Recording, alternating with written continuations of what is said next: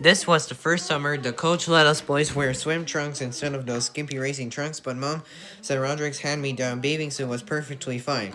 Your friends will be jealous because you'll be so fast. Ha ha ha ha ha ha. After swim practice, Roger would pick me up in his band's van. Mom had this crazy idea that if me and Roderick spent quality time on the ride home every day, we wouldn't fight as much, but we all did. It makes things a lot of words. Roderick was always a half hour late picking me up, and he wouldn't let me sit up front. He said the chlorine would ruin his seat, even though the van is something like 50 years old. Get in the back. Load the dipper. Roderick's van doesn't actually have any seats in the back, so I had to squeeze in with all the van equipment, and every time the van came into a stop, I had to pray I didn't get my head taken off by one of Roderick's drums.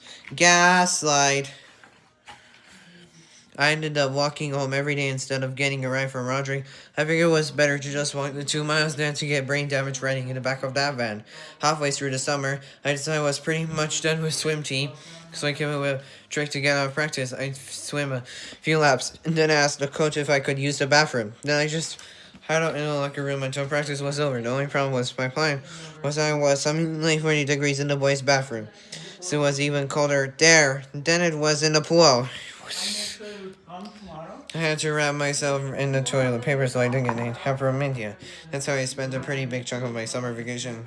That's why I'm actually looking forward to going back to school tomorrow, Tuesday. When I got to school today, everybody was acting all strange around me. And at first I didn't know what was up. Scream, scream.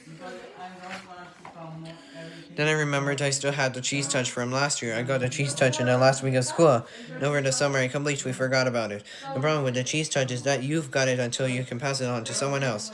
But nobody would even give it with 30 feet of me, so I knew I was going to be stuck with the cheese touch for the whole school year. Luckily, there was a new kid named Jeremy Pindo in homeroom, so that took care of that problem. Welcome to our school, Jeremy. My first class was pre-algebra, and the teacher put me right next to Alex Zaruda, the smartest kid in the whole class.